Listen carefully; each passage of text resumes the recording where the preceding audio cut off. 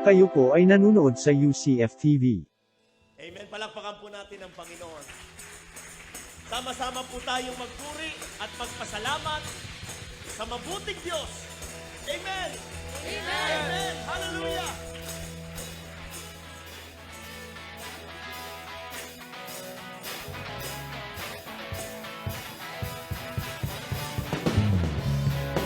Sama-sama natin ipalakpak ang ating mga kamay.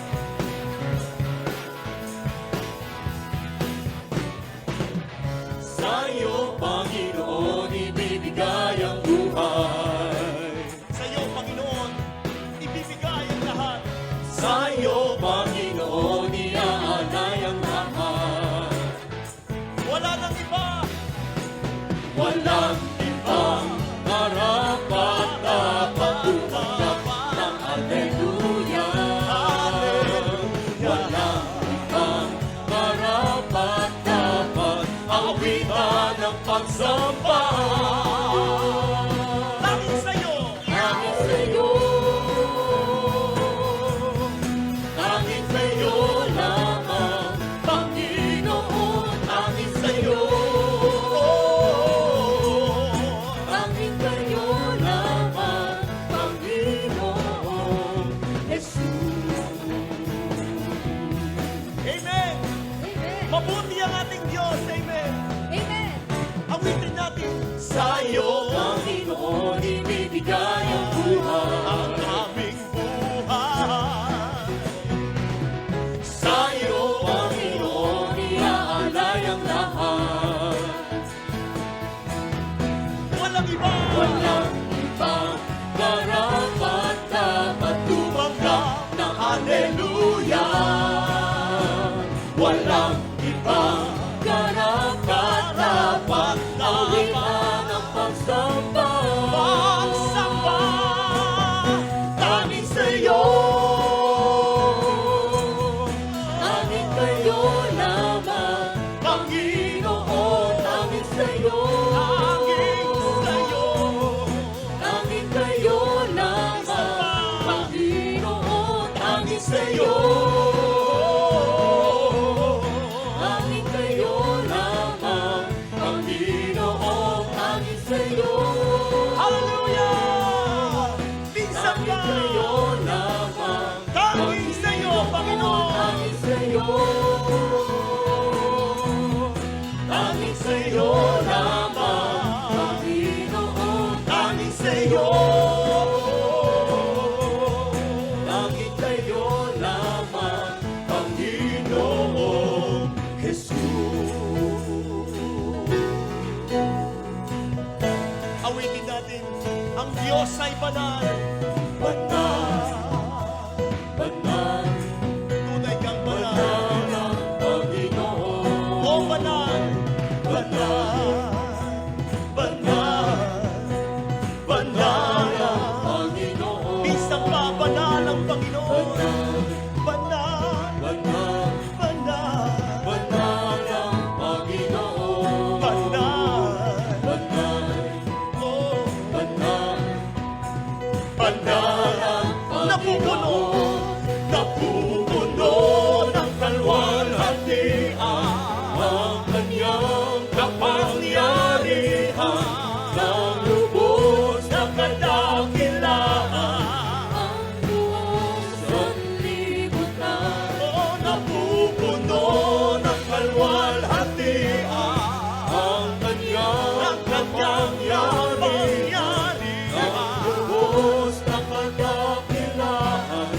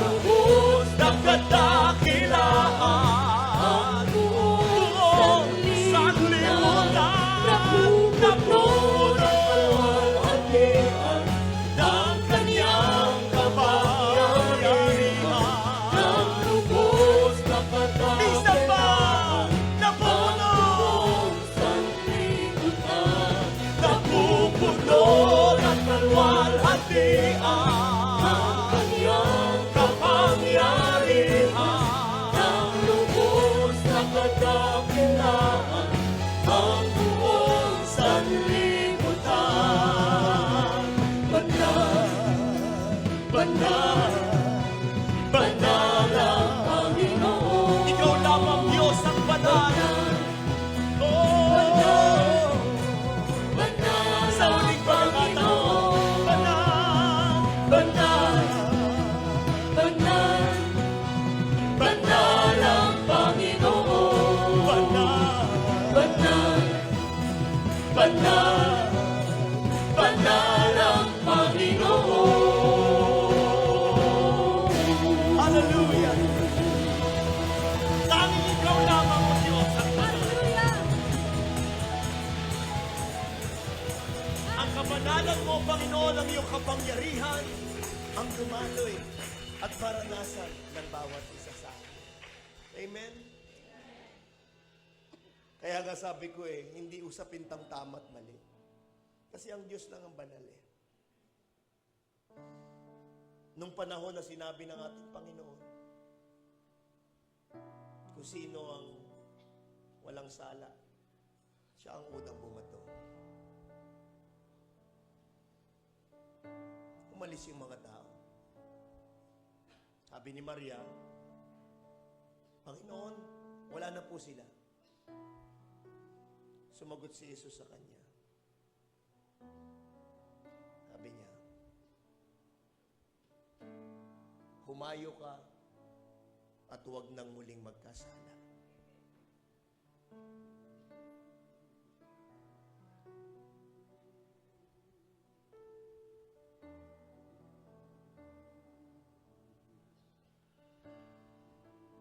Salamat, Panginoon, sa iyong pag-ibig. Binibigyan mo kami, Panginoon, ng pagkakataon upang makabalik sa iyo. Hindi kami magmalinis, bagkos magpakumbaba. Dahil alam namin, Panginoon, na ikaw lang ang banal. Yung kabanalan mo, Panginoon, ang maranasan namin. Hindi yung galing namin. Hindi yung yabang namin. Kundi yung kabanalan mo. Ikaw na aming Diyos. Sa iyong pag-ibig, ako'y nananalig, Panginoon.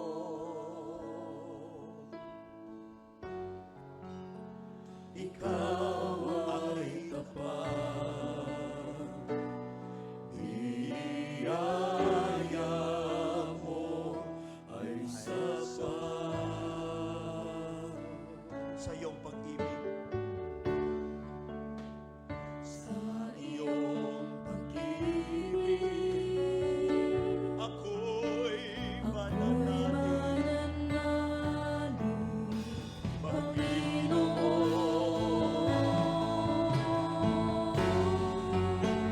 Ikaw ay tapat, tapat ka, Panginoon. At ang biyaya sapat. Sama-sama nating sabihin, wala kang katulad, Panginoon. Wala kang kapantay. Kaya pinupuri ka namin, Panginoon.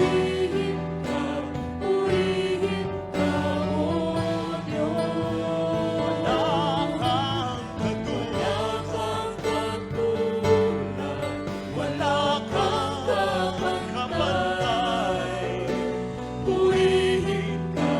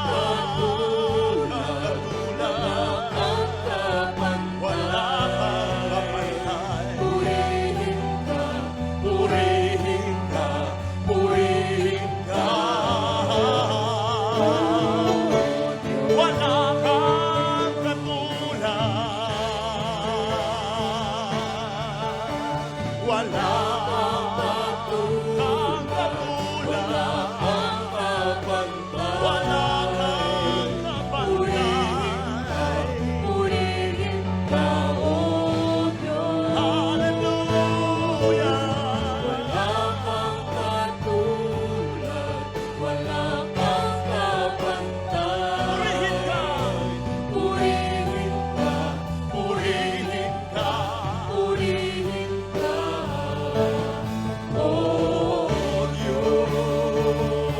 sama-sama natin itaas ang ating mga tinig. Wala kang katulad, wala kang kapantay. Purihin ka, purihin ka, O Diyos. Wala kang katulad, Wala kang kapantay.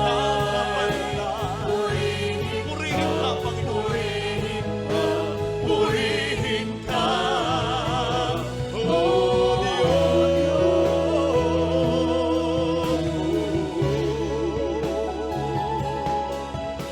purihin ka, purihin ka, purihin ka. Sa uling pagkakataon, purihin ka, O Diyos.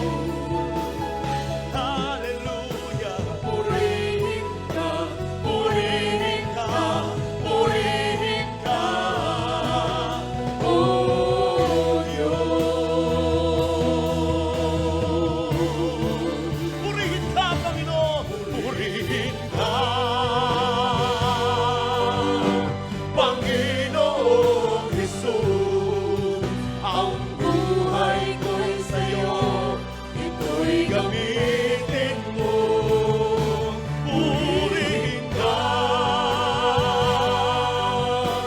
Panginoong Jesus.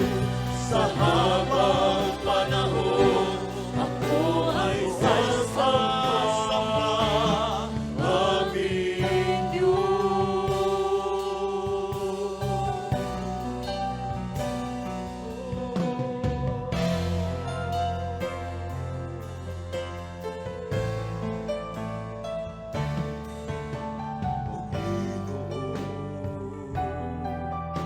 Sa'yo ako ay lagi sasamba. Mapupurihan ka, puso at isipan, buong lakas at buhay, aming iaalay. O Diyos. Purihin ka, Panginoong Jesus. Ang buhay ko sa'yo, ito'y gamitin mo. Purihin ka. Purihin ka, Panginoong Jesus. Sa habang Sa habang panahon, ako ay sasamba, aming Diyos.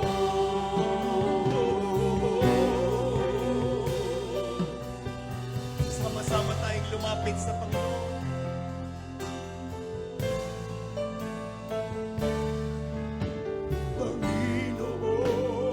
Panginoon, sa'yo ako ay laging sasamba. Papupurihan ka, puso at isipan, buong lakas at buong buhay,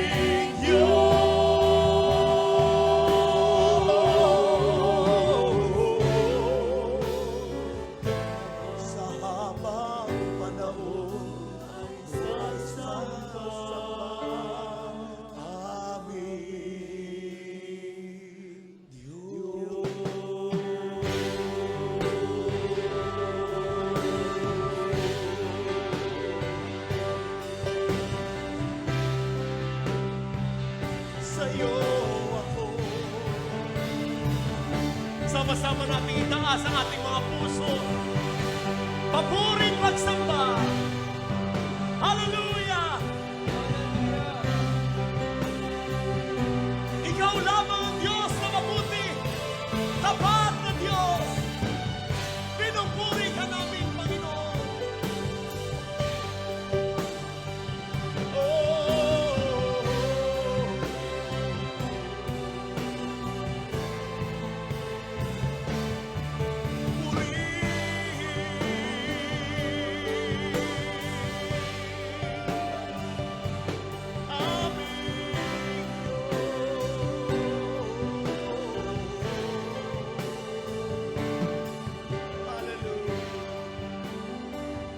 Ang Diyos ay mabuti. Ang Diyos ay tapat. Ang Diyos hindi tumitingin ng kulay.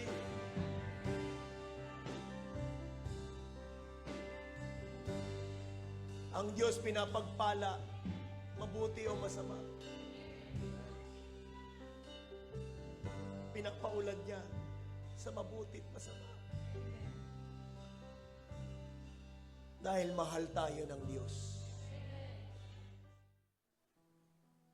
Buksan po natin ang ating mga Bible sa 1 Peter chapter 5 verses 6 to 11. Okay, sabay-sabay po nating basahin.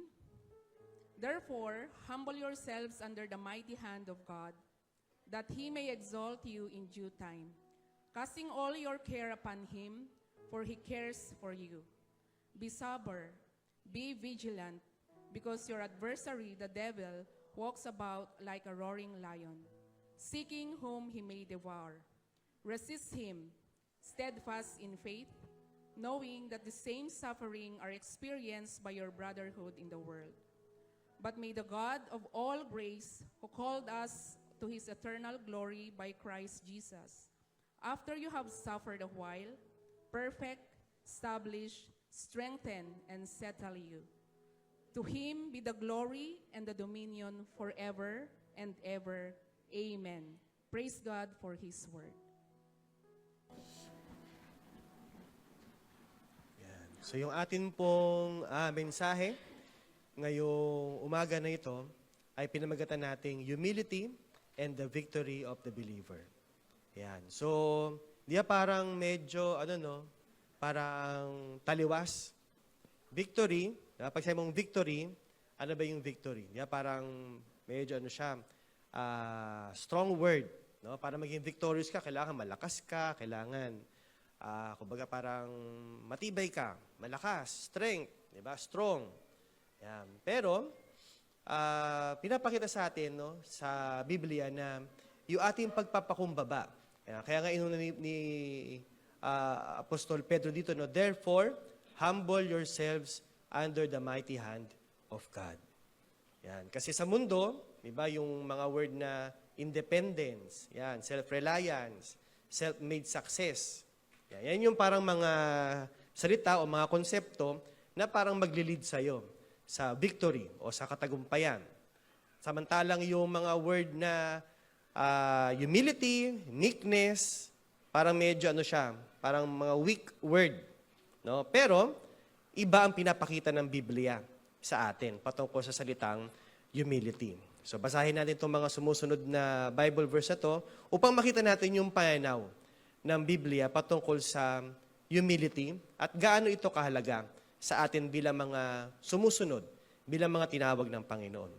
So, sabi ng James chapter 4 verse 6, God opposes the proud, but gives grace to the humble.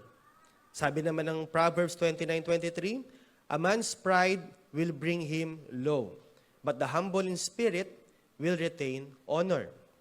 Sabi ng Matthew chapter 23 verse 12, a man's pride will bring him low, but the humble in spirit will retain honor. At sinabi ng Luke chapter 1 verse 52, he has put down the mighty from their thrones and exalted the lowly. So pinapakita ng Biblia na sa Panginoon, o ang mga sumusunod sa Panginoon, ay dapat meron daw humility. Ano ba sa Tagalog ang humility? kababaang loob. No? Hindi siya nagmamalaki. Bagkus sabi ng Biblia, kapag tayo do'y nagmamalaki, especially sa harapan ng Panginoon, tayo ay ibababa. Pero kung tayo magpapakababa, ang sabi ng salita ng Panginoon, in due time, tayo naman daw ay iaangat ng Panginoon. So, i-discuss natin, ano ba tong humility at ano tong pride? Kasi ito yung parang nagiging opposing view, no? Sa mundo, parang okay lang naman yung pride, di ba? May mga term pa nga na, Filipino pride, fried chicken. Ay, iba pala yun. Yung pride, parang okay lang sa mundo. Na parang meron kang pride, may pride ka sa ginagawa mo, may pride ka sa kung ano man yung na-achieve mo. No? Pero bakit sinasabi ng Biblia na yung pride pala ay hindi sang-ayon sa ipinapanukala ng Panginoon sa kanyang mga anak? So, i-discuss muna natin, ano ba itong pride? Yan. Sabi ng Biblia, ang pride daw ay hindi galing sa Panginoon o hindi galing sa ating Ama, kundi galing sa mundo. Sinabi ito sa 1 John chapter 2 verse 16. For all that is in the world, the lust of the flesh, the lust of the eyes, and the pride of life is not of the Father, but is of the world. So yung pride pala ay hindi galing sa ating Ama. Kung tayo ay sinasabi natin tayo mga anak ng Diyos, hindi pala dapat tayo mayroong pride. Bagkus, isa ito sa mga sinasabi ng Biblia na galing sa mundo. Sabi naman ng Proverbs chapter 8 verse 13, yung pride daw ay contrary o taliwas sa nature ng ating Diyos. Sabi kasi niya dito, the fear of the Lord is to hate evil, pride and arrogance, and the evil way, and the perverse mouth I hate. Yan. At sinasabi naman ng Proverbs chapter 21 verse 4, ang pride pala ay kasalanan. A haughty look, a proud heart, and the plowing of the wicked are sin. So, ang pride, sabi ko dito, as well as other sins, is evil. At kung ito ay masama, ito ay nagde-defile o nagpaparumi sa mga anak ng Diyos. Sinabi yan sa Mark chapter 7, verse 21 to 22. For from within, out of the heart of men, proceed evil thoughts, adulteries, fornications, murders, thefts, covetousness, wickedness, deceit, lewdness, an evil eye, blasphemy, pride, foolishness. All these evil things come from within and defile a man. Yan. So yung pride pala ay hindi lang siya basta parang mas simpleng bagay, no, na mayroon ang puso ng tao. Kasi yung pride galing yan sa puso eh. 'Di ba? Bakit ka ba nagiging proud? Bakit ka ba nagmamalaki? Kasi pakiramdam mo, meron kang nagawa, meron kang na-achieve, meron kang naabot na pwede mong ipagmalaki. Diba? So, sabi rin ng Galatians chapter 6 verse 3, yung pride pala, no, yung pagmamalaki, nagli-lead ito sa self-deception. Nalilin lang tayo ng pride na ito. Sabi ng Galatians chapter 6 verse 3, for if anyone thinks himself to be something, o, di ba gayon yung mga proud? Akala nila, ito na yung narating nila. Akala natin, dahil tayo nakapagtapos ng pag-aaral, ito na yung narating natin. Akala natin kapag tayo nakagawa ng maraming bagay, no, sa mundo, o minsan maging sa ministry, no, may mga pagkakataon na may ilang mga magagawa na dahil parang pakiramdam natin, tayo marami na nagagawa sa ministry, nagmamalaki na rin tayo. No? Maraming kwento na si Pastor William dyan, no, na minsan nagkasabi na mga dating manggagawa na kapag sila daw ay umalis sa UCF, babagsak ang ministry. O, kaya lang, parang hindi naman naging totoo yun. Kasi sila yung nawala, pero ang panambahan ng Panginoon ay naririto pa rin. So, nag-lead ito ng self-deception, nadideceive yung tao na mayroong pride sa kanyang puso. Na? For if anyone thinks himself to be something, akala niya, ganito na siya, akala niya, ito narating niya, akala niya, ito na yung kaya niyang gawin, when he is nothing, wala naman pala, he deceives himself. Yan. And pride brings false sense of security. Yan. Ito yung ino-offer ng mundo sa atin, di ba? Security. Mga insurance, mga security. Di ba? Para in the future daw, kapag nag-invest ka, kuha ka ng insurance, meron ka matanggap in the future. Pero ilan na bang insurance company nakita nating nalugi? Diba? Ilang insurance company nangako pero hindi nila nabigay. Napako yung kanilang mga pangako. No? Kaya sabi ng Obadiah, chapter 1, verse 3 to 4, the pride of your heart has deceived you. Katulad ng sinabi kanina, no? Kapag may pride ka sa puso mo, nadideceive ka eh. Bakit? Nakatingin ka lang sa sarili mo. Ito yung nagawa ko, ito na ako. No? You who dwells in the clefts of the rock, whose habitation is high. You who say in the heart, who will bring me down to the ground? Though you ascend as high as the eagle, and though you set your nest among the stars, from there I will bring you down, says the Lord. Yan. So, may mga pagkakataon na dahil parang pakiramdam natin, marami na tayong na-achieve, marami na tayong naipon, pera man ito, honor, achievement, education, parang pakiramdam natin, secure na tayo. No? Magkano ba yun nasa bangko mo? Magkano yun nasa GCash mo? Laging tanong sa amin sa office, may GCash ka? O meron. May laman? Wala. GCash lang. Kasi nagastos na sa ibang mga gawain, mga program sa church. Ayan. So, pero hindi kasi yun ang seguridad. Marahil sa mundo, yun yung tinatawag nilang seguridad, no? Na kapag may pera ka sa bangko, secure ka na for ilang taon. Pero di ba nakita natin yan nung pandemic? Maraming may pera sa bangko. Pero hindi nila ma-withdraw, hindi nila magamit. Kasi, anong bibili nila? Yung mga grocery, sarado. O bukas man, limitado yung kaya nilang bilhin. Di ba? So, yun yung mindset ng isang taong may pride. Ang seguridad niya ay dun sa mga bagay na hawak niya. Dun sa mga bagay na alam niyang meron siya. Dun sa mga bagay na pinag-ipunan niya, pinaghirapan niya, no? Pero wala sa pananaw niya, wala sa puso niya, wala sa isip niya ang Panginoon. Which yun yung sinasabi ng Psalms chapter 10 verse 4, no? Na yung proud person does not seek God. Sabi niya dito, the wicked in his proud countenance do not seek God, because God is none of his thoughts. Hindi niya iniisip kasi akala niya yung pera niya ang makakapagligtas sa kanya. Akala niya yung kanyang kalusugan na siya'y malakas ngayon, forever siyang malakas at hindi siya manghihina. Diba? Marami na rin tayo narinig na malakas ngayon pero kinabukasan, hindi na nagising. Diba? O kaya malakas ngayon, papasok ng trabaho, nabundol. O nadaganan nung parang dating, dyan, no? Aksidente sa may, Skyway, nahulog yung bus. Yung mga nag-aabang doon kasi papasok sila, diba? Di man alakalang may babagsak na bus doon, pero yun na pala yung kailang huling araw. So ano yung seguridad natin sa kalakasan natin? Ano yung seguridad natin sa ating kayamanan?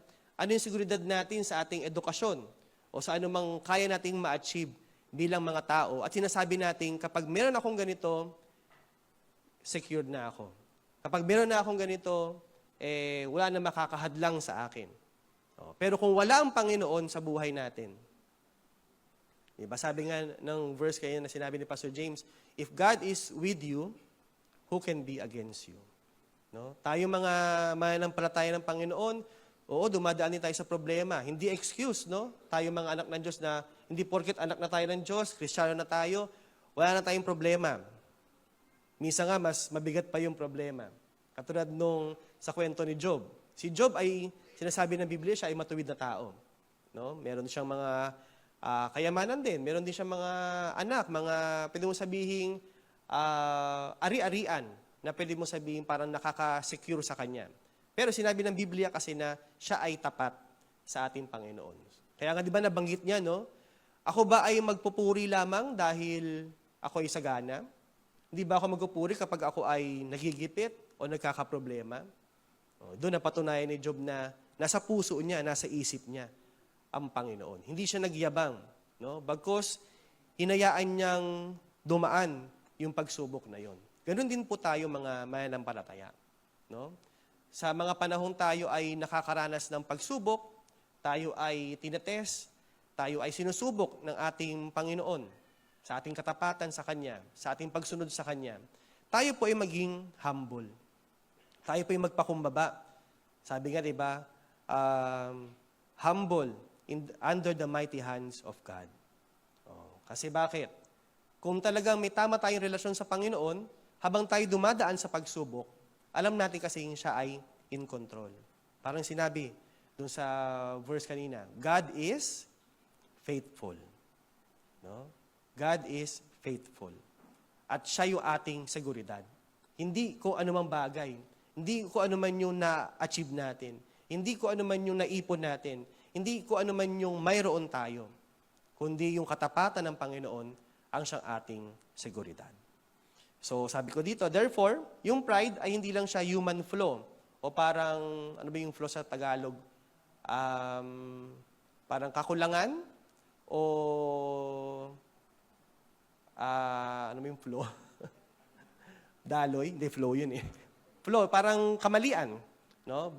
Kasi pag mali, for example, ano ba yung flaw? Pandak ka. Wala ka na magawa doon. O mag-high heels ka na lang, pwede ka pandak. O ngayon, ako, paos. Hindi ako nag-video kay kahapon. Pero, na itatama. Pero ang pride ay isang kasalanan. No, na naghihiwalay sa atin. Yung flaw mo, kung pandak ka, hindi naman porket pandak ka, wala ka sa Panginoon, di ba? Hindi porket paos ka, hindi ka makakaawit, wala ka na sa Panginoon. Hindi porket ano man yung flow natin. Maiksi ang buhok mo, wala kang buhok. Di ba? Mga flow yon. Pero yung tao na may pride sa kanyang puso, nahihiwalay pala tayo ng pride na yon sa ating Diyos. Kasi sabi niya, He opposes the proud, but gives grace to the humble. Yan. So, ayun naman yung humility. Yan. Hindi porket parang mababa yung parang pananaw mo sa sarili mo, humility na yun kasi meron din tayong tinatawag na false humility. No? So, tingnan natin ano ba yung sinasabi ng Biblia patungkol dito sa sinasabi ng word na humility. Una, humility is required of us by God. Yan. Sabi yan sa Micah chapter 6 verse 8. He has shown you, O man, what is good, and what does the Lord require of you, but to do justly, to love mercy, to walk humbly with your God. At sinabi ng Colossians chapter 3 verse 12, therefore, as the elect of God, holy and beloved, put on tender mercies, kindness, humility, meekness, and long suffering. Ayan. So, balikan ko lang kanina, parang nalagpasan ko siya. Yung sinasabi din nung Psalms chapter 10:4 kanina, paano ba masasabing meron kang pride sa sarili mo kapag ikaw ay reliant sa iyong sarili? No? Ano ba ibig sabihin ng self-reliant? Yung parang nagre-rely ka, nagdedepende ka sa sarili mong kakayanan. Hindi ka nagdedepende sa kakayanan ng Diyos sa buhay mo. Yan. Minsan, tayo mga nasa Panginoon na, minsan, nadadako pa rin tayo sa ganyan, no? Especially kapag andyan na yung problema, no? Imbis na manalangin, imbis na hintayin yung, hanapin sa salita ng Diyos yung kasagutan, minsan, we do our own parang strategy. Ginagawa yung ating parang sariling kakayanan, no? Na madalas, pumapalpak din naman. No? Minsan, dahil yun nga, meron kang pera sa bangko, malakas ka naman. Kapag may problema, yun yung iyong parang go-to. Doon ka nagre-rely. No? Hindi ka reliant sa Diyos. Kasi ang Diyos, bilang Ama natin, ang gusto niya, tayo ay dependent sa Kanya. Tayo ay nagre-rely sa Kanya. Diba? Kung makikita natin yung mga man of God sa Bible, every step nila, every decision nila, they seek God. Diba? At sa mga pagkakataong nagre-rely sila sa kanilang sariling kakayanan, doon sila pumapalpak. Isa example dyan, si David. Diba? Si David, ano na yun, na sinasabi ng Bible na siya yung man closest to God's heart. Pero minsan, parang nagpa-survey siya. Census, no? Parang inalam niya, ilang sundalo na ako meron, ilang kabayo ako meron, ilang chariot ako meron. Kasi parang gusto niyang masiguro sa sarili niya na kung ano yung meron kami ngayon, kaya naming maipanalo yung kanilang digmaang kakaharapin. Ano nangyari? Natalo sila ng digmaan na yun. Pero, kung babasahin mo yung mga istorya niya before, na hindi siya nagbibilang ng ilang kabayo siya meron, ilang soldiers siya meron, at itinitiwala lang niya sa Panginoon yung bawat digmaan na mayroon sila ay nananalo. No? May panahon din noon sa, kay Gideon, kung alam niyo yung storya ni Gideon. Diba? Mula sa maraming sundalo, parang ang naiwan na lang sa kanya, 300. Ang susugurin nila, isang malaking bayan. Ano gusto ipakita ng Panginoon? Wala sa number, wala sa gaano kalakas yung soldier mo, wala sa anong meron ka, na ipapanalo ang laban dahil kasama natin ang Diyos. Amen? Napapanalo natin yung problema natin, na-overcome natin yung problema natin, hindi dahil sa kung anong meron tayo.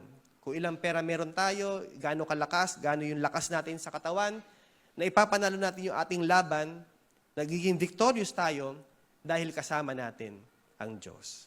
Amen? Yan. So, tuloy po tayo. So, yun. Nire-require pala sa atin bilang mga anak ng Diyos ang humility. Kasi mamaya makikita natin bakit. No? Bakit ire-require ng Diyos yung humility? Una, kasi dahil ang Panginoong Jesus mismo, nung siya ay nandito sa lupa, nagpakita rin siya ng humility. Sa maraming instances dito sa Biblia, no? Una, sabi niya sa Mark 11:29, "Take my yoke upon you and learn from me, for I am gentle and lowly in heart." Lowly, sa ibang version, humble in heart. "And you will find rest for your soul."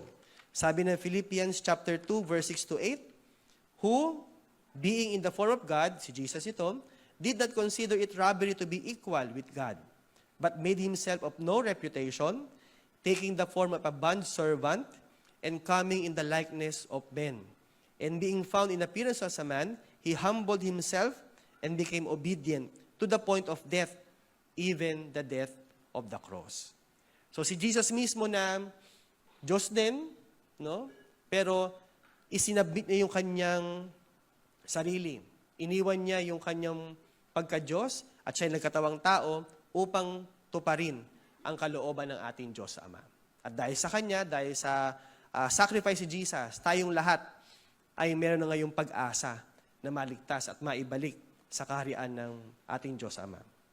Sinabi rin sa Luke chapter 22, verse 42, saying, "Father, if it is your will," ito yung panahon, no, na si Jesus ay nandoon sa Garden of Gethsemane, siya ay nananalangin.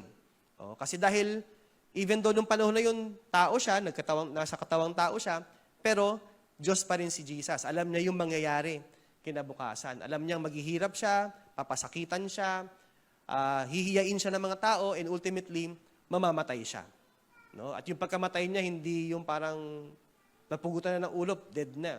Unti-unti siyang mamamatay. Alam niya yun, nakikita niya kinabukasan. Pero sabi niya, "Father, if it is your will, take this cup away from me.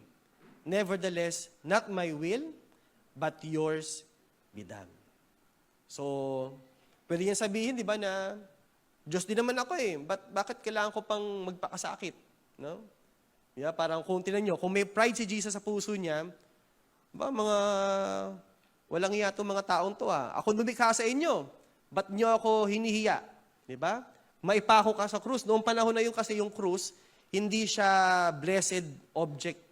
No? Nung panahon ni Jesus ang krus, para siyang, hindi ko alam kung naabutan ng mga bata to pero yung mga matatanda, silya electrica. Di ba? Electric chair. No, siya, parang death penalty. No, kapag ikaw ay nandun sa krus, hindi ka banal, kundi ikaw ay makasalanan. Pero, isinadlak ni Jesus yung kanyang sarili sa puntong yon. Kasi bakit? Isinabit niya yung kanyang kalooban upang yung kalooban ng Ama na tayo ay maligtas sa mamamagitan niya ay maganap. No? Imagine niyo no, kung may pride si Jesus noon, baka sinumpa niya lahat yung mga tao na naroon, di ba? Yung mga tao na minsan pinagaling niya, minsan pinakain niya, di ba? Minsan binahagian niya na mabuting balita ng kaharian ng Diyos, pero sila rin yung nagsabing, crucify Him, crucify Him.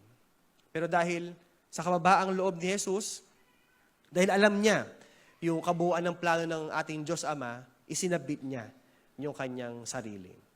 At anong sabi ng Biblia? Hanggang sa puntong ito, siya ay tinaas ng Diyos Ama sa kanyang kanang kamay. At sabi ng Biblia, walang pangalan sa lilim ng langit ang mas tataas pa sa pangalan ni Jesus. So, ipinakita doon mismo ng Panginoon na God opposes the proud, but gives grace or ine-exalt yung grace, yung humble in the proper time. And Jesus did that. Diba? At kung sinasabi natin tayo ay mga Kristiyano, tagasunod ni Kristo, tayo dapat ay sumusunod din sa kanyang yapak, sa kanyang mga ginawa. Kaya sabi ng Biblia, requirement ang isang humble o yung humility sa mga taong sumusunod, sa mga taong anak ng Diyos. Kasi bakit? Wisdom comes with humility. Sabi ng Proverbs 11:2, when pride comes, then comes shame. But with the humble is wisdom. Sabi ng Psalms 25:9, the humble, he guides in justice. And the humble, he teaches his way. Oo nga naman, no? Pwede mo bang turuan ng isang taong proud? Di mo ko na kailangan yan. Alam ko na yan. Ba't mo ko tuturuan? Doctorate nga ako. Ikaw, ano ka lang. Di ba? Yung biro nga dati, di ba? Kapag ang isang tao daw ay test na graduate, ganito siya maglakad. Yun po. Kapag bachelor, yan, ganyan. Kapag masteral na, no po. Pag doctorate, gano'n na daw. Sobrang taas na nung, taas noo. Di ba? Ako, mataas din noo ko, pero hindi naman ako gano'n. Mataas na yung hairline, ganyan. Hindi mo matuturuan ng isang taong ang pakiramdam niya sa sarili niya, alam na niya ang lahat. Hindi mo matuturuan ng isang taong sa puso niya, mas mataas siya kaysa sa iyo. No? Ang Diyos minsan, gumagamit siya ng minsan pinaka-humble para ibigay yung kanyang mensahe. Di ba isang example niyan sa Bible, sa Old Testament? Ano yung pinaka-humble na ginamit ng Diyos para magsalita sa kanyang lingkod? Di ba yung donkey? No? May isang propeta noon na ginamit ng Diyos yung donkey upang mangusap sa kanya para maliwanagan siya. Di ba? Si Jesus, nung nagkatawang tao siya, isa siyang karpintero. Di ba? Ang mga apostol noon, except kay Paul, Moses sa kanila, mangingisda. Di ba? Kaya nga nagtatanong yung mga nasa Sanhedrin noon anong alam nitong mga ito? Mga fisherman lang ito. Iba, mga karpintero lang ito. Hindi naman sila nag-aral. So ayaw nilang tanggapin yung gospel na binabahagi ng mga apostol noon. Kasi sa pananaw nila, kami yung mga nakapag-aral. Kami yung nakapagbasa ng mga scriptures. Hindi nga nila nakita na si Jesus pala yung Mesaya. Si Jesus pala yung tagapagligtas. Kasi bakit? Sa puso nila, nandun yung pride. Hindi sila mai-correct, hindi sila maturuan, no? Except na lang doon sa ilan, katulad ni Nicodemus, no? Na talagang sa puso niya kasi, hinahanap niya ang Panginoon. Hindi siya nagbabase sa ano lang yung alam niya, kundi ano ba yung inilalagay ng Diyos sa puso niya. Kaya nung kinagabihan, pumunta siya kay Jesus. At tinawag niyang rabbi, teacher. Di ba dapat siya ang tatawagin teacher kasi siya nun bahagi nung council, nung Sanhedrin, mga tagapagturo ng salita ng Diyos noon. No? Pero ibinaba niya yung kanyang sarili at tinawag niya ang ating Panginoong Jesus na rabbi o teacher. Good teacher, sabi niya. No? Kaya nung panahon na yon, liwanagan siya. O doon una, naguguluhan pa siya. Sabi niya, paano ako mababorn again? Matandaan na ako. Papasok ba ako sa sinapupunan ng aking nanay? Pero ipiniliwanag ng Panginoon sa kanya. At hanggang sa huling oras, di ba, kung di ako nagkakamali, isa siya sa mga kumuha o nag-claim dun sa body ni Jesus upang properly mabigyan siya ng tamang burial. No? At although wala naman sinabi ang Biblia sa mga sunod pa niyang ginawa, pero naniniwala ako na nagpatuloy din siya, no, sa pagsunod sa ating Panginoon. Kasi bakit? Hindi niya inilagay yung pride sa puso niya. Kundi nung nakita niyang, ito ang Messiah, ito yung sinasabi ng mga hula sa mga binabasa naming scripture dito. Hindi siya mukhang hari. Kasi sabi sa scripture kasi, hari ang ipapadala eh. No? Kaya lang minsan na-miss out nila na yung iba pang mga sinabi sa hula. Nakatuon sila kasi noon na hari ang magliligtas sa amin. Kasi nung panahon na yon, nga naman kasi nasakop sila ng marami ng bayan eh. No? At nung panahon na yon, nasakop sila ng pinakamalaking imperyo noon sa kasaysayan, yung Roman Empire. So, ang inaasahan nila talaga noon, isang malakas, isang talagang mighty king. Pero si Jesus, nung nandito sa lupa, anak ng karpintero. So, hindi sila makapaniwala. Pero si Nicodemus, yan, siya ay binuksan ng Panginoon at nakita niya na si Jesus, yung pinadala talaga. Kaya nagpakababa siya. No? Imbis na siya yung tawagin teacher, tinawag niya si Jesus na teacher o rabbi, good teacher. At dahil doon, siya ay nabigyan ng wisdom. Siya ay naturuan ng tamang landas. No? Ganon din tayo bilang mga anak ng Diyos. Hindi porket marami na tayong alam o ano man yung achievement natin, hanapin natin lagi sa puso natin na lagi tayong pwede pa ring turuan. Lagi pa rin tayong nagpapasubmit sa salita ng Diyos. Maaring minsan nawawaglit natin sa isipan yon o minsan nadidisip tayo ng mundo o ng problema. No? Pero wag sana na ilagay natin sa puso natin na hindi ko na kailangan ng Diyos. Dahil marami na akong kayamanan, marami na akong na-achieve sa buhay, o marami na akong alam. No? Kasi ang Diyos, sabi nga niya, He opposes the proud, but gives grace to the humble. So, magpakumbaba tayo lagi sa Panginoon. Yan. So, bakit nire-require ang humility sa mga anak ng Diyos? Kasi humility leads to God's favor. Sabi ng Proverbs chapter 15, verse 33, the fear of the Lord is the instruction of wisdom, and before honor is humility. Sabi ng Proverbs 22:4, by humility and the fear of the Lord are riches and honor and life. Yan. So hindi ito sinabi sa mga proud o sa mga self-reliant o sa mga independent sa Diyos. Kundi, sabi, sino man daw ang may mababang loob, mapagkumbaba, may takot sa Diyos, nasa sa Kanya ang kayamanan, ang honor, at ang buhay. No?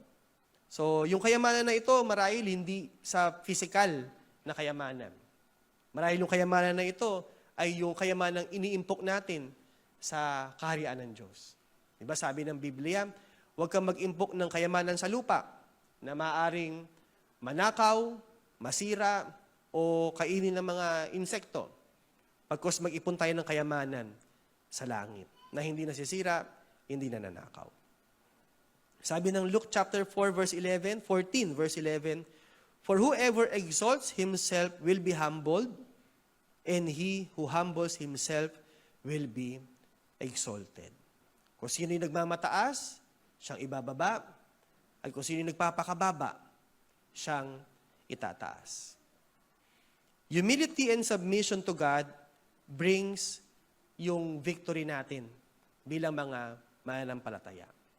Lagi niyong ilagay sa ating isipan na kung wala ang Diyos, wala tayong kayang gawin. No? Oo, nasa sayo na yung lahat, pero dumating lang isang pandemya, wala tayong magagawa. No? Nasa sayo ng lahat, malakas ka ngayon, pero hanggang kailan ka malakas? Hanggang kailan ka may kayamanan? Hanggang kailan ka may kaibigan? Hanggang kailan ka may koneksyon? Di ba? Pero, if God is with you, who can be against you? So, wag din tayong dumating sa puntong nagmamalaki rin tayo sa Panginoon. Paano natin sinasabi nagmamalaki tayo sa Panginoon? kapag hindi na tayo sumusunod sa kanyang salita. Di ba? Pag malaki yun, kasi sabi ng Panginoon, o dito ka lang anak, pero kumakaliwa ka, kumakanan ka. Di ba parang nagmamalaki ka? Lord, mas tama ito. Tingin ko mas tama ito eh. Hindi mo nakita, nalaglag ka na. Sabi ng Panginoon dito, ito yung daan. Kaya lang tayo minsan, dahil parang mas madali para sa atin, o mas komportable para sa atin, di ba? Yun ang pinipili natin. Kasi bakit? Nagiging self-reliant na naman tayo. Nagre-rely ka naman sa abot lang ng pananaw mo, abot lang ng kaya mo. Bakit? Nalilimitahan tuloy yung pagkilos ng Panginoon sa buhay natin. So, submission to God, kasi sabi ko ito, humility and submission, yun yung nagbibigay ng katagumpayan sa ating mga mananampalataya. And when we say, we submit to God, ibig sabihin nun, hindi na tayo pinapangunahan o governed ng ating sarili. Sabi ng Bible, yung flesh, but by God's law. Sabi ng Romans chapter 8, verse 7, because the carnal mind is enmity. Ano ibig sabihin ng enmity? Taliwas against God. For it is not subject to the law of God, nor indeed can be. So, ang isang taong ang kanyang isip ay pinangungunahan ng kanyang sarili o ng carnal mind. When we say carnal mind, yung ating isipan ay nakatuon pa rin sa mundo. Sa mga bagay sa mundo, sa mga bagay na hindi permanente, sa mga bagay na hindi galing sa Diyos o taliwas sa sinasabi ng Diyos. Bagkus, kapag ganun daw yung ating isipan, hindi daw tayo subject, hindi tayo nagsasubmit sa batas ng Diyos, nor indeed can be. Ibig sabihin nun, parang wala talagang lugar yung salita ng Diyos sa taong ang kanyang tuon ay sa mundo pa rin o sa gawi pa rin ng mundo. Kasi pastor, parang mas madali yun di ba? Ipon ka na lang, tapos yun, okay ka na, may seguridad ka na. Di ba? Hindi mo nga kasi hawak. Parang yung shinare ni Pastor James kagabi sa fellowship. Wala tayong control. Although yun ang gusto ng tao, na lagi siyang may control. Di ba? Lagi siyang, alam niya yung mangyayari kinabukasan, di ba? Alam niya yung mangyayari next week, no? Kontrolado niya kasi gusto niyang meron siyang control. Kaya lang, hindi kasi yun ang katotohanan. Marahil mukha kang in control ngayon, pero bukas ba, in control ka pa din? Mamaya ba, in control ka pa rin? In control ka ba bukas, pagising mo, magigising ka pa?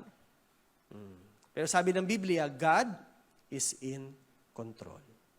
So kung ang salita ng Diyos ang ating nasa kaisipan o nasa buhay natin, ina-apply natin, hindi ko sinasabing parang dahil nasa sayo yung salita ng Diyos, makokontrol mo na ang lahat, hindi naman. Bagkus, isinasubject natin yung ating sarili sa ano ba yung kagustuhan ng Diyos? Ano ba yung kalooban ng Diyos sa buhay ko? Ano ba yung sinasabi ng Diyos patungkol sa nararanasan ko ngayon? Dumadaan ka sa problema, dumadaan ka sa pagsubok, ano ba yung sinasabi ng Diyos patungkol dito? Lahat ng aspeto na ating buhay, may naisabihin ng Diyos sa atin. Nasa problema man tayo, nasa kasaganaan man tayo, may sinasabi ang Diyos sa atin. Minsan, nababasa mo sa Biblia, minsan sasabihin sa'yo ng mga man of God, minsan sasabihin sa'yo ng kapatiran mo. No? Kaya mahalaga lagi na we surround ourselves with the brethren. No? Ito yung laging, naalala kong laging turo ni Pastor William. Kapag sa panahong na sa gitna ka ng problema o nasa gitna ka ng confusion, no, huwag kang mag-isa. Kasi bakit? Madalas, doon bumubulong ang kalaban. No? Doon siya mag-feed ng kung ano-anong mga seed sa ating isipan. Na wala ka ng kwenta, wala ka ng mararating, o ano na yan, parang diyan ka na, hindi ka na uunlad. O minsan, di ba, may mga naririnig tayo na tinatapos yung kanilang buhay. Dahil, naging sila, isolated. No? Bagkos, tayo bilang mga mananampalataya, yung fellowship natin with our brethren, mahalaga yon. Kasi bakit? Minsan yung problema mo, problema rin pala niya. Pero tinulungan siya ng Diyos, binigyan siya ng wisdom ng Diyos paano isolve yung problema na yon. Marahil makatulong din yun sa'yo. O minsan parang feeling mo, ang bigat-bigat na ng problema mo, tapos may nag-share na may mas mabigat na parang may problema sa'yo. Diba? Parang pakiramdam mo, parang pasan mo na ang daigdig. Nawalan kasi ako ng 50 pesos na pamasahe. Parang pasan mo na ang daigdig. Samantalang yung isang kapatid mo, meron siyang iniindang sakit pero nagpapatuloy pa rin siya sa Panginoon. Kasi bakit? Binibigyan siya ng kalakasan. Binibigyan siya ng encouragement ng Panginoon. So yung fellowship with our brethren, mahalaga yun. No? Kasi mula doon, nakakakuha din tayo ng kalakasan mula sa ating mga kapatiran. Yan. So sabi ng Romans chapter 8 verse 7, yun na yung kanina. So, sabi ko dito, victory comes only with humility and submission to God. Yung binasa natin kanina, 1 Peter chapter 5 verse 6. Therefore, humble yourselves under the mighty hand of God, that He may exalt you in due time. So, paano ka i-exalt kung ikaw mismo nagmamataas? Di ba? Sabi dun sa previous verse dyan, God opposes the proud. Kasi kung proud ka, hindi ka matuturuan ng salita ng Diyos. Gugustuhin mo lang yung gusto mo. Ipipilit mo lang yung alam mo. Di ba? I-demand mo lang yung alam mong tama. Sabi nga ni Pastor Jim, kaya wala man tama o maliin. Ang pinapakita ng Biblia sa atin ay gaano kabuti ang Diyos. Hindi mo mararanasan yung kabutihan ng Diyos kung nakatingin ka lang lagi sa sarili mo. No? Mapa-positive man yung sarili mo o negative, hindi tayo matutulungan ng salita ng Diyos kung nakatingin ka lang sa sarili mo. Yung kakayanan mo, o minsan naman, ganito lang kasi ako, hindi ako pwedeng gamitin ng Diyos. Nagkakamali ka rin doon. Diba? Kasi nga, nakatingin tayo madalas sa ating sarili. Kung ano lang yung kaya natin. Kung ano lang yung parang abot na ating pananaw. Pero kung tumitingin tayo sa salita ng Diyos, sabi dito, di ba? Therefore, humble yourselves under the mighty hand of God, that He may exalt you in due time. In due time. Agad-agad, hindi. May proseso yung ating pagkamit ng katagumpayan. Kasi bakit? Tuturuan ka ng Panginoon, itutuwid ka ng Panginoon, i-guide ka ng Panginoon sa tama. Siyempre, bago ka i-guide ng Panginoon sa tama, iaalis ka muna sa mali. Pero kung may pride ka, hindi, ito na yung nakagisnan ko eh. Ito na yung alam ko eh. Hindi ka nga makokorek. Hindi ka nga maitatama. Hindi ka madadala dun sa tamang gawi. So bilang mga mananampalataya, mga anak ng Diyos, we humble ourselves under the mighty hand of God. Sa Kanyang salita, sa Kanyang mga prinsipyo. Kaya mahalaga, no, na tayo po'y laging nagbabasa ng Biblia. Tayo ay maganda kung umaatin kayo ng Bible study rin. So that mabigyan tayo ng tamang pananaw sa iba't ibang aspeto ng ating buhay. No?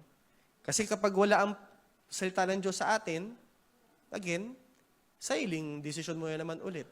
Sariling pananaw mo yan naman yung nasusunod sa buhay natin. So we become victorious if we cast all our cares to God. Okay, sabi ng 1 Peter 5:7, cast all your care upon Him, for He cares for you. No? Especially kapag mga difficult situation o mga critical na desisyon ng buhay natin. Ano ba ibig sabihin ng cast all your care upon God? Na parang, tiwala ko sa Diyos, hindi ako magkatrabaho, ganun. Nag-pray na ako, dito na lang ako, upo na lang ako. Hindi. Ibig sabihin, bago tayo gumawa ng desisyon, bago tayo gumawa ng action, ipinanalangin mo na sa Panginoon, sinaliksik mo na ang salita ng Diyos, and then from that, magbibigay ng gabay ang Diyos. Ako sa akin pong mga karanasan,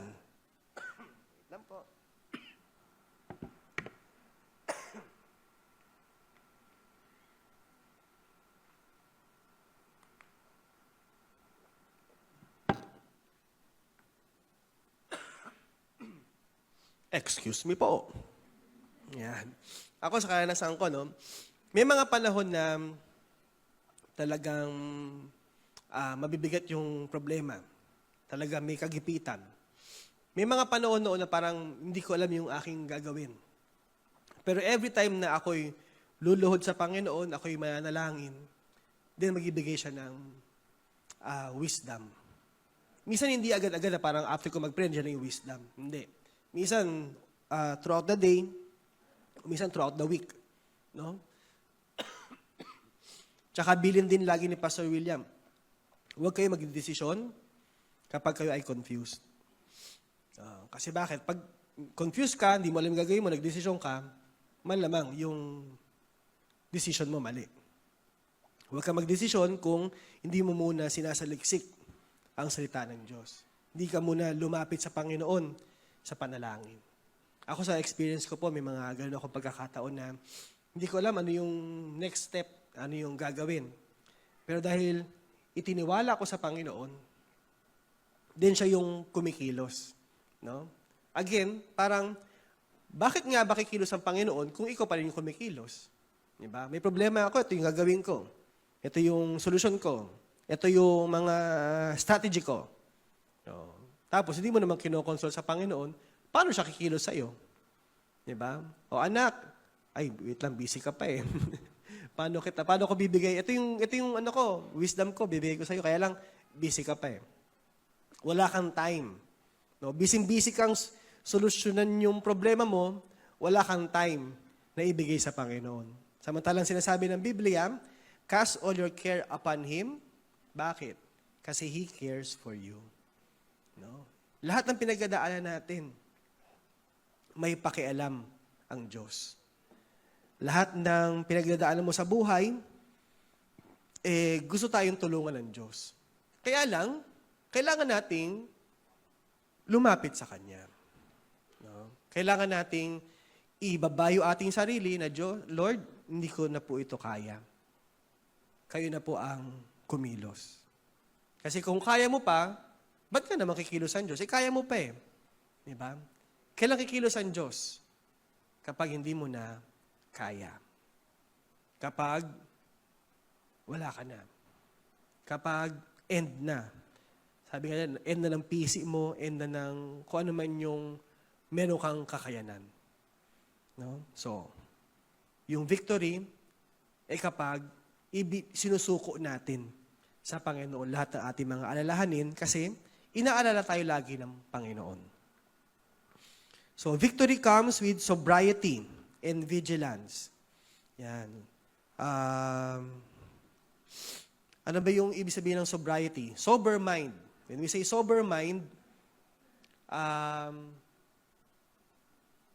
sabi ko kasi yung sober, ang kabaligtaran, ang opposite nun, lasing eh. So, hindi ka lasing. No? May katinuan ka ng isip. So, sober mind means having self-control and mind ready for action and setting our hope fully on the grace of God. Malinaw sa isip mo na, oo, meron akong mga kakulangan. Meron akong mga inadequacy. Meron akong mga insufficientness. Pero, alam ko na ang Diyos ko, siya ang may-ari ng lahat. Siya ang lumikha ng langit at lupa. Kung ako man ay sabi nga nila, pagsakluban ng langit at lupa, yung gumawa nun ng Diyos ko eh. So, kaya niyang iahon ako sa problema na yun o sa kinasasadlakan mong sitwasyon. No? Malinaw ang isip mo. Sabi kasi ng 1 Peter 1:13, therefore, gird up the loins of your mind, be sober, and rest your hope fully upon the grace that is to be brought to you at the revelation of Jesus Christ. So, ang isang taong inilalagay niya ang buong pag-asa niya sa Panginoon, yun ang mga taong nagtatagumpay. Hindi niya inilalagay yung kanyang pag-asa sa kanyang sarili o sa kanyang kakayanan, sa kanyang kayamanan, kundi sa kakayanan ng Diyos. Diba? Kaya nga sabi ni Apostle Paul, diba, I can do all things through Christ who gives me strength. Yan. Kailan mo lang magagawa ang lahat ng bagay? Kapag si Kristo ang iyong kalakasan. Pero kung ang kalakasan mo ay sarili mong lakas, kayamanan mo, o mga bagay sa mundo na panandalian, limitado lang kaya mong gawin. Pero kapag ang kalakasan mo ay si Jesus, you can do all things. Sabi rin ng 1 Thessalonians chapter 5 verse 6 to 8, "Therefore let us not sleep as others do, but let us watch and be sober. For those who sleep, sleep at night, and those who get drunk are drunk at night. But let us who are of the day be sober, putting on the breastplate of faith and love, and as a helmet the hope of salvation." Yan. So, ano rin ito? Sinasabi na hindi lang tayo basta maging sober mind, clear-minded, kundi tayo rin daw po ay maging mapagbantay. O sa ibang translation, diligent. Ano ba ibig ng diligent? Hindi mo binibigyan ng pagkakataon ang kalaban na mangialam sa buhay mo. Sapagkat sabi nung ating binasa kanina, ang kalaban daw ay parang roaring lion na umiikot. Parang lagi siya nagbabantay. Lagi siya nagmamatyag. Kailan ba itong mananampalataya na to bibigay? Kailan ba itong mananampalataya na to magiging hindi sober ang kanyang isip? Kailan ba itong mananampalataya na to hindi magbabantay? Then, hindi lang siya basta lion na umiikot, ha? Ang sabi, roaring lion. Ano yung sabihin roaring? Ganun siya. Hindi ko maano. Hindi kaya nalamunan ko. Basta yung ano siya, ibig sabihin, ready to attack. Hindi siya layo na parang tulog lang o ganun lang. Umiikot siya. Ang kalaban natin ganun. So kapag tayo ay hindi sober-minded, hindi tayo diligent, hindi tayo nagbabantay, then tsaka siya aatake. Pero kung ang isip natin ay lagi nasa Panginoon, nasa salita ng Diyos, nasa kalooban ng Panginoon, at tayo nagbabantay, hindi tayo masisingitan ng kalaban. No?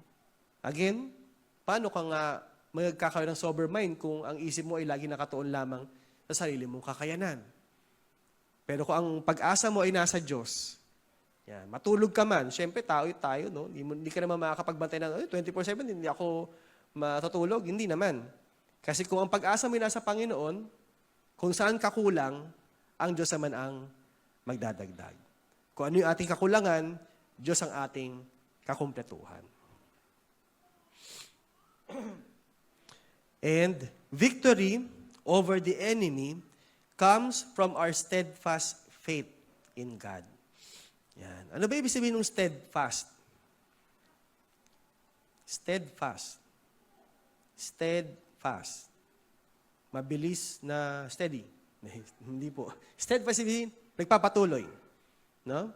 So yung victory daw, laban sa ating kalaban, ay dahil meron tayong nagpapatuloy na pananampalataya sa ating Diyos. Sabi ng 1 Peter 5:9, "Resist him," yung ating kalaban, the devil, "steadfast in faith, knowing that the same sufferings are experienced by your brotherhood in the word." Hindi lang ito laging patungkol sa'yo. No? Kung feeling mo ikaw ay natetest ngayon, feeling mo ikaw dumadaan sa problema ngayon, hindi ka nag-iisa. Sino dito walang problema? Taas kamay. Wala.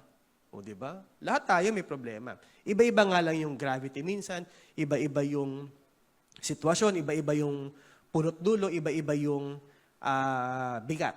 No? Pero lahat ng mananampalataya, dumadaan pa din sa mga problema. Anong bilin ni Apostol Pedro? Kung tayo man ay may atake ng kalaban, anong sabi niya? Resist him. Not by our own might. No? Hindi niya sinabing, resist him with your might. Hindi.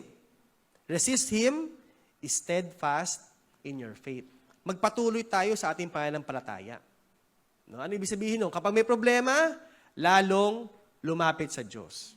Kapag may problema, lalong mag-church. No? Hindi mo na ako mag-church kasi may problema ako ngayon. So solve ko muna to bago ako mag-church. Para pag humarap ako sa Panginoon, maayos na ako. Madalas natin marinig yan eh. Tsaka na ako lalapit sa Panginoon kapag maayos na ako. Ang tanong, kailan ka ba aayos? Di ba ang Diyos ang mag-aayos sa'yo? Amen? Di ba ang Diyos ang mag-aayos sa atin? Eh, kung hindi ka lumalapit, again, ano yung lumalabas ulit? Pride. Again, nagre-rely ka naman sa sarili mo. Ayusin ko muna yung sarili ko bago ako lalapit sa Panginoon. Hindi niyo po maaayos sa inyong sarili. Unless you draw near to God. Kasi Diyos na mag-aayos sa'yo. Pwede bang sabihin ng, ventilador, nasira yung ventilador. Sabihin ng ventilador, hindi, kaya ko ayusin yung sarili ko. Diba? Sino mag-aayos sa ventilador? It's either yung manufacturer, kung may warranty pa yan, diba? Dadali mo dun sa manufacturer, gagawin niya yon. O yung mga taong may alam paano ba gumagana yung ventilador. Sino ba may gawa sa atin? Nanay at tatay natin? Hindi, ano lang yun. Instrumento lang sila para tayo lumabas sa mundo nito. Pero ang gumawa sa atin, ang lumikha sa atin, ay ang Diyos. So kung may something wrong sa atin, something sira sa buhay natin, sino makakapag-ayos? Di ba ang Diyos na lumikha sa atin? So kung tayo may problema, may mga confusion, may mga bagay na pakiramdam mo hindi okay, lalo tayo lumapit sa Panginoon. Hindi yun excuse para ikaw ay mag-shy away. Kasi lalo kang lumalayo, ang Diyos lalayo din sa'yo. Pero habang tayo lumalapit sa Panginoon, ang Panginoon lumalapit din sa atin. Parang ano yan di ba? Parang, di ba ang Diyos ay ilaw? No? So paano malalaman ko ano yung mali sa'yo kung hindi mo nakikita sa liwanag? Kung lumalayo ka sa ilaw, ba, parang yan, ilaw. Pag malayo ka na, nandito na ako, although may ilaw pa rin dito, pero pag nandito na ako, hindi ko na nakita yung ibang bahagi kasi madilim na. Pero habang ako'y lumalapit sa ilaw, nakikita ko na, haba na pa ng kuko ko. Puputol na ako mamaya. Meron pala akong ano dito. Nakikita mo, di ba yung kamalian mo, yung kailangang ayusin sa'yo. Kasi kung di ka lalapit sa Panginoon, akala mo okay na ang lahat sa buhay mo. Which I believe, minsan, nangyari sa buhay natin. Parang okay naman ako No. Pero nung tayo tinawag ng Panginoon, nakita natin na, hindi pala okay yung estado ko sa harapan ng Panginoon. Kailangan ko palang lumapit, kailangan ko humingi ng tawad, at kailangan ko ang Panginoong Diyos, ang Panginoong Jesus sa buhay ko. So, bilang conclusion, basahin natin ang James chapter 4, verse 6 to 8. Sabi dito, but He gives grace, He gives more grace. Therefore, He says, God resists the proud. Parang katulad sa 1 Peter. But gives grace to the humble. Therefore, submit to God, resist the devil, and he will flee from you. Pansinin niyo yung order, Hindi agad resist the devil. Ano mauna muna? Submit to God. Ibig sabihin, pag nag-submit ka, meron kang humility. Hindi ka mag-submit kapag meron kang pride. Hanggat mataas ang tingin mo sa sarili mo, hindi ka magsasubmit sa Diyos. Hanggat kaya mo pa, hindi ka susuko sa salita ng Diyos. Hindi ka magkapaayos sa salita ng Diyos. Anong sabi? Para maging victorious tayo sa atake ng kalaban o sa mga problema sa buhay. Therefore, submit to God, resist the devil, at saka siya lalayo. Hindi mo kayang kalabayan ng kalaban kasi in terms of years, mas matanda siya sa atin. Libo-libong taon na siya nabubuhay. Di ba? Kumbaga parang isang step mo pa lang, alam niya na yung kilos mo Kasi pinag-aralan ka lang niya mula pagkasilang mo pa lang. No? So, kumbaga parang kung sa kakayanan, dehado tayo. Pero, kung sinabit mo yung sarili mo sa Diyos, na siyang may likha ng lahat, siya rin lumikha kay Lucifer before, di ba? Bago siya naging Satan. So, alam na ng Diyos yung taktika na din ng kalaban. At kapag sinabit mo yung sarili mo, then, tsaka mo lang mare-resist yung kalaban, at tsaka lang siya lalayo sa iyo. Anong sabi ng verse 8? Draw near to God, and He will draw near to you. So kung patuloy kang lumalayo, patuloy mong hinihiwalay ang sarili mo sa Panginoon, sa kapatiran, sa panambahan, di lalo kang nasasadlak sa problema, sa confusion. o sa kung ano man yung pinagdadaanan mo ngayon. Draw near to God. Kasi nahihiya ako eh. Minsan yung word nahiya, parang harmless, no? Nahihiya ako eh. Parang humble ba yun? Minsan nagkatago doon yung pride. Ba't ka nahihiya? Kasi minsan ayaw mo magpa-correct. Parang nasasayo mo lang nahihiya. Paano ko nasabi? Kasi minsan nagamit ko rin yan eh. Minsan nawala ako sa panambahan, hindi ako makabalik. Sabi ko, nahihiya ako eh. Pero sa loob pa ng puso ko, nag-enjoy kasi ako sa ginagawa kong mali sa mundo eh. Ayoko muna magpa-correct. Ganun pala yun. No? Minsan yung parang akala mo harmless na mga thoughts. Ba't siya nahihiya? Kasi mali yung ginagawa niya. Ayaw pa niya magpa-correct. Pero kung talagang gusto natin lumapit sa Panginoon, ibinababa natin yung ating sarili. No? Inaamin natin yung pagkakamali natin, yung kasalanan natin, at gusto nating tayo ay ayusin ng Panginoon. Sabi nga dito, diba? Draw near to God, and He will draw near to you. Anong sabing kasunod? Cleanse your hands, you sinners, and purify your hearts, you double-minded. Ano ibig sabihin ng double-minded? Minsan sa Diyos ka, minsan sa mundo ka. Minsan doon ka sa mabuti, minsan doon ka sa masama. Minsan sumusunod ka sa Panginoon, minsan sinusunod mo yung sarili mo. Minsan mag-church ka, minsan hindi. Yeah, para kang Christmas light. On, off, on, off. Diba? Tayo ay tinawag ng Diyos sa kabanalan. Tayo po ay tinawag ng Diyos upang tayo ay sumunod sa Kanya. No? Sabi dito, cleanse your hands, you sinners, and purify your hearts, you double-minded. Huwag na po tayong sa Tagalog, magdalawang isip. No? Isa lang naman yung utak mo. Although dalawa yung niya, may left brain, right brain. Pero isa lang yan. Sabi nga ni Apostle Pablo, fix your eyes on Jesus. Oo, hindi siya madali. Kasi laging may tukso di ba? Laging may i-entice ka lagi ng mundo.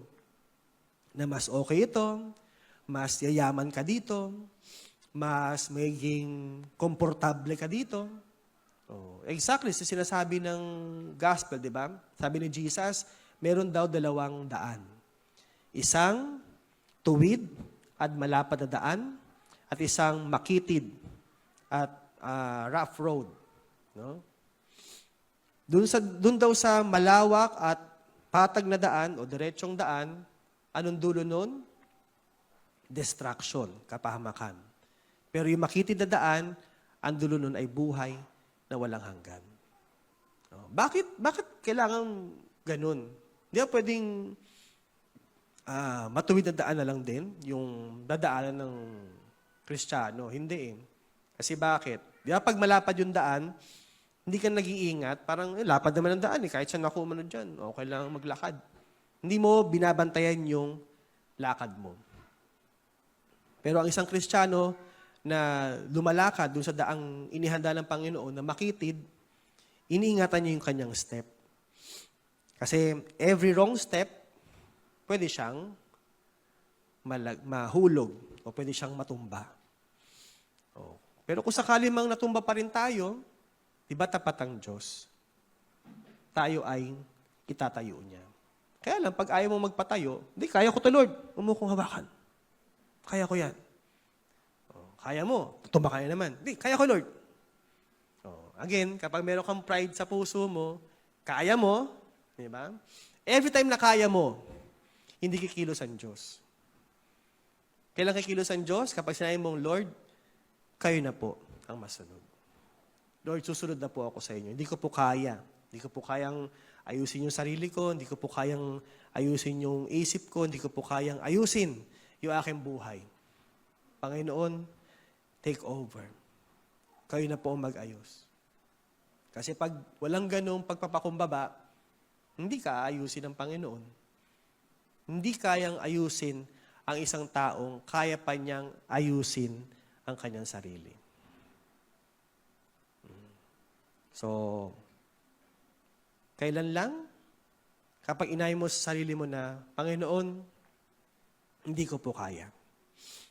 Kayo po ang maging Panginoon at tagapagligtas ang buhay ko.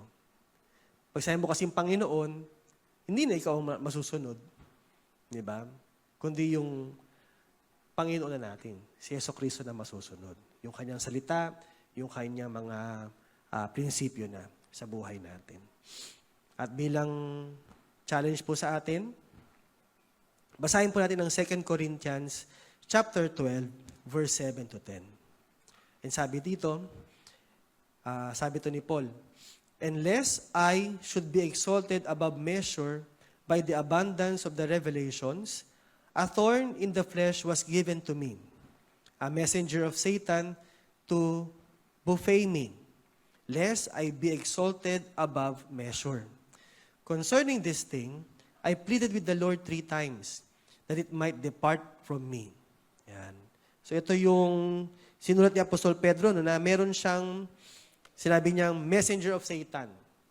No? Parang hindi natin alam kung sakit ba ito, kung ano man.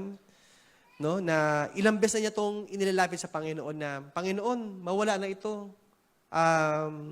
Kabigatan na ito o sakit man ito. Hindi malinaw, no, sa Biblia. Pero something na nagkapahirap sa kanya. No? So sabi nito, "Concerning this, I pleaded with the Lord 3 times that it might depart from me.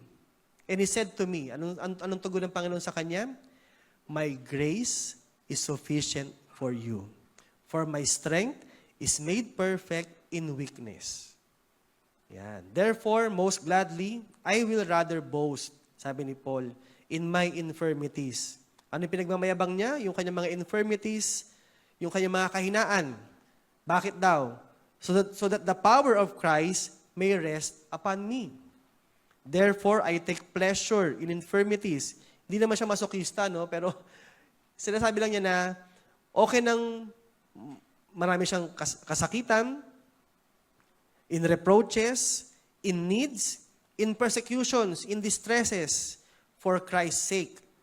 Malinaw to ha. Kaya siya naghihirap, kaya siya nagkakasakit, kaya siya napapersecute kasi ginagawa niya ang kalooban ng Diyos. Hindi dahil consequence yon ng kanyang maling gawa. Malinaw po ito ha. Sabi ni Paul, okay lang sa kanya na meron siya mga kapighatian, kahirapan, kasakitan dahil sa Diyos o dahil sa pagsunod niya sa Panginoon. Kasi bakit daw? "For when I am weak, then I am strong." Paano nasabi ni Paul na, "For I am weak, then I am strong"? Kasi mahina siya sa kanyang pisikal, sa kanyang sarili. Pero dahil ang Diyos ay nasa sa kanya, kaya rin niya nasabi, "I can do all things through Christ who gives me strength." So yung sinabi ito, "My grace is sufficient for you." Yung habag ng Diyos ay sapat upang makumpleto yung ating mga kakulangan. At yung kalakasan ng Diyos ay naging perfect sa ating kahinaan. Kasi nga kung hindi mo aamining mahina ka, hindi mo aamining hindi mo kaya, then hindi kikilos ang Panginoon sa buhay natin. Kung lagi tayong magmamalaki na kaya ko namang ayusin ang buhay ko, hindi ko kailangan ng Diyos. Lalapit na lang ako sa Kanya pag may problema lang ako. Hindi po ganun yun. No? So, hanapin natin sa puso natin na kailangan natin ng Diyos. Hindi seguridad yung ating yaman, yung kalakasan ng ating katawan, o kung ano man yung abilidad natin o achievement natin. Kasi sa kahuli-hulihan, ang Diyos ang ating kalakasan. Amen? Yan, tayo pong lahat ay tumayo at tayo magpasalamat sa Panginoon. At isuko natin sa Panginoon, no? Yung ano ba yung kabigatan na ating dinadala ngayon, sakit man yan, suliranin, isuko natin sa Panginoon. Confusion, di mo alam yung mga susunod mong gagawin, submit to God. Resist the devil, and He will flee from you.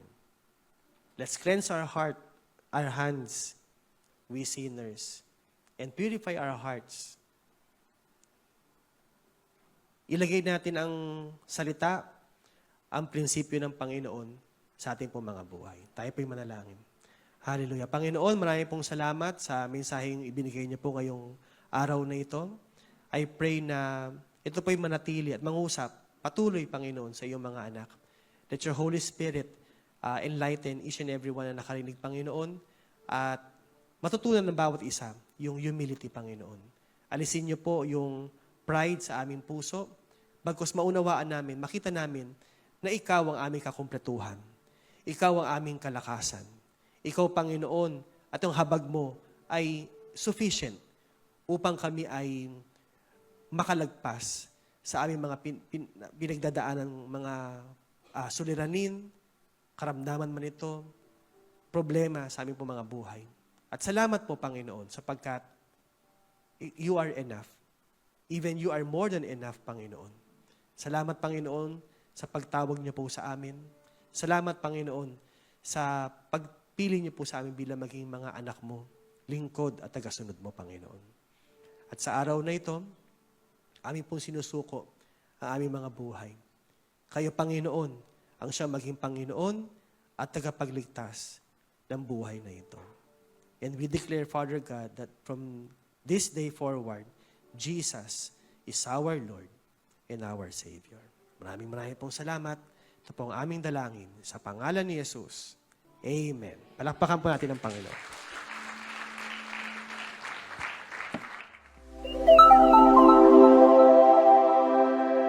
Kayo po ay nanonood sa UCF TV.